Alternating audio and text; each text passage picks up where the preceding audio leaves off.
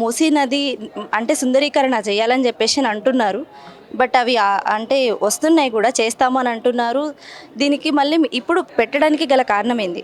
ప్రస్తుతానికి మేము కూడా అందరికీ గవర్నమెంట్‌కి మన ఉన్న మధ్యలో ఉన్న ప్రజలకి అందరికీ మేము ఒక వివరంగా చెప్పాలనుకుంటున్నామండి. రోజు మన సీఎం గారు గాని న్యూస్‌లో చెప్తున్నారు. మన తెలంగాణ సమ్మిట్ కూడా జరుగుతుంది. అక్కడ మూసీ గురించి ఫండ్స్ సేకరిస్తున్నాం అనేసి ఏడీబీ బ్యాంక్ నుంచి ఫండ్స్ సేకరిస్తున్నామని ఇలా చెప్తున్నారు. బట్ మేము కూడా ఈ మూసీ జనాందోళనలోంచి మేము కూడా ఒక పార్ట్ అయ్యి మేమందరం అక్కడున్న ఇప్పుడు హైదర్ షా కోర్ట్ ఫేస్ 1 అని చెప్తున్నారు కదా, బాపు ఘాట్ ఇదంతా.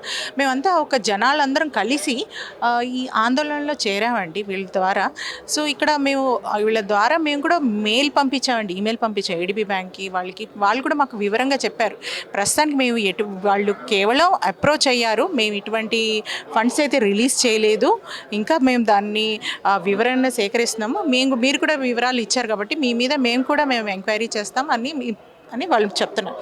కానీ మాది ఏంటంటే ప్రతి ఒక్క న్యూస్ పేపర్లో పత్రికల్లో డైలీ ఫండ్స్ వచ్చేసాయి, ఇక్కడ ఉన్న బ్యూటిఫికేషన్స్ స్టార్ట్ చేస్తాము, నీళ్ళకి యొక్క మూసీ నదిని యొక్క బ్యూటిఫికేషన్ చేస్తాము అని చెప్తున్నారు. కానీ బ్యూటిఫికేషన్ అనేది స్టార్ట్ తర్వాత అండి, మూసీని క్లీన్ చేయండి. ఇప్పుడు అవును, క్లీన్ చేయాలి. బ్యూటిఫికేషన్ చేయడానికే కదా మనకి ఏంటంటే 400 ఏదైతే మూసీ నది ఒడ్డున ఉన్నాయో గృహాలు అవి తీసేసారు, నిర్మూలన చేశారు. బట్ అవి చేస్తారు అని చెప్పేసి వార్తలు వినిపిస్తున్నాయి. నిర్మూలన చేస్తారంటే ఇప్పుడు అక్కడ డిస్ట్రక్షన్ చేస్తాము అంటే మీరు ఏ విధంగా డిస్ట్రక్షన్ చేస్తారండి? అసలు మేము నదితో పాటు ప్రజలు మేము కూడా పార్టేనండి. మమ్మల్ని సంప్రదించకుండా, మమ్మల్ని ఏది దాంట్లో ఇన్వాల్వ్ చేయకుండా మీరు ఎలా చేస్తారు? అసలు మీకు ఆ హక్కే లేదు. మిమ్మల్ని ఎవరు సంప్రదించలేదండి. డైరెక్ట్ న్యూస్లో చెప్పేస్తున్నారు, వస్తారు, మేము ఇంకా స్టార్ట్ చేయబోతున్నాం. డైలీ ఈ భయాందోళనలు ఏంటండి మాకు? డైలీ మేము ఎలా కన్ఫ్యూజన్లో ఉంటున్నాం అంటే, ఇంట్లో పెద్దవాళ్ళు కూడా ఉన్నారు, వాళ్ళకి ఏంటంటే ఇంక ఏదైనా వచ్చేసిందంటే ఇంకా హార్ట్ అటాక్ ఇంకా స్టార్ట్ అవ్వడమే, వాళ్ళకి అదొకటే తక్కువ. మేము లోన్స్ కట్టుకున్నాము, ఆ లోన్స్ క్లియర్ చేసుకోవాలా, ఇంట్లో ఉన్న పెద్దవాళ్ళ హెల్త్ చూసుకోవాలా, ఇంట్లో ఉన్న పిల్లల యొక్క ఎడ్యుకేషన్ చూసుకోవాలా. ఇల్లు గురించి పద్దాక మేము ఈ గత సంవత్సరంన్నర నుంచి మేము దీని గురించి ఆలోచనలో ఉన్నామండి. మేము ప్రోగ్రెస్ అవ్వట్లేదు. ప్రభుత్వం మమ్మల్ని ప్రోగ్రెస్ చేయాలని ఆలోచించాలి. ఇది ఉంది కదా, government is for the people, by the people and of the people. దాని గురించి లేదు, ప్రజల్ని ఎలా ఇబ్బంది పెట్టాలనే దాని గురించే మూసీ గురించి వాళ్ళు ఒక ఫండ్స్ సేకరించేది. ఇది ఒక చెప్పాలి అంటే రియల్ ఎస్టేట్ అని మాకు కూడా అర్థమవుతుంది. ఇక్కడున్న ప్రతి ఒక్క ప్రజలు, టీవీ చూస్తున్న వాళ్ళు, పేపర్లు చదువుతున్న వాళ్ళకి అందరికీ వివరం తెలుసు.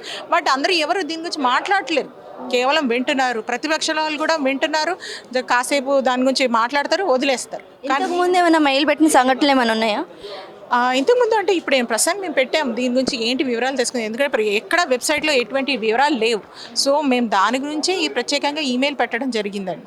వాళ్ళు రిప్లై ఇచ్చారు. 12వ తారీఖు ఈమెయిల్ పెట్టాము, 17వ తారీఖు రిప్లై ఇచ్చారు. క్లియర్. అందుకే మేము ప్రెస్ మీట్లో కూడా ఇది క్లియర్గా చేద్దాం చెప్పడానికి అందరు కలిసి మూసీ జనాందోళన కలిసి చేరి ఇది చెప్పాలి అనుకునే ఇక్కడికి వచ్చాము. ఏంటంటే ప్రజల్లో వాళ్ళు ఒక ప్రతినిధి వచ్చేసి ఇలా ఇచ్చేశారు, మాకు ఫండ్స్ వచ్చాయి, మేము బ్యూటిఫికేషన్ చేస్తామనేది చెప్పడం, ఇలా ఒక రాంగ్గా తీసుకెళ్ళడం అనేది తప్పండి. ప్రజల్లో క్లియర్గా ఉండాలి, ట్రాన్స్పరెన్సీ మెయింటైన్ చేయాలి, వాళ్ళకి కావాల్సింది ఇవ్వాలి. కానీ ఇలా మధ్యతరగతి కుటుంబాల గురించి, వాళ్ళ ఇళ్ళ గురించి ఆలోచించకుండా మీరు డెసిషన్ తీసుకోవడం అనేది ఇది చట్టపరంగా కూడా ఇది కరెక్ట్ కాదని చెప్తాం. దీన్ని బట్టి ఏం చెప్తారు ప్రజలకి కానీ గవర్నమెంట్కి కానీ ఏం చెప్తారు? మీరు ఏదైతే చేయాలనుకుంటున్నారో ప్రజల్ని ఇన్వాల్వ్ చేయండి. మధ్యతరగతి కుటుంబాల యొక్క వాళ్ళ ఇల్లు గురించి వాళ్ళు ఏంటున్నారు, వాళ్ళ డెసిషన్ అనేది వాళ్ళు తెలుసుకొని మీరు ముందరకు వెళ్ళాలి. ఏదైనా ప్రాజెక్ట్ అనేది తీసుకెళ్తున్నానంటే అది ప్రజలకు ఉపయోగపడేట్టు ఉండాలి. ఫారినర్స్ వచ్చి అక్కడ ఏదో చేస్తాను కాదు, ఉన్న ప్రజల గురించి వాళ్ళ గురించి ఉపయోగపడే కార్యక్రమాలు చేపట్టాలి. కానీ మీరు వేరేది చేపట్టకూడదని అన్నారు. Involve the people and do the development అని అంటారు.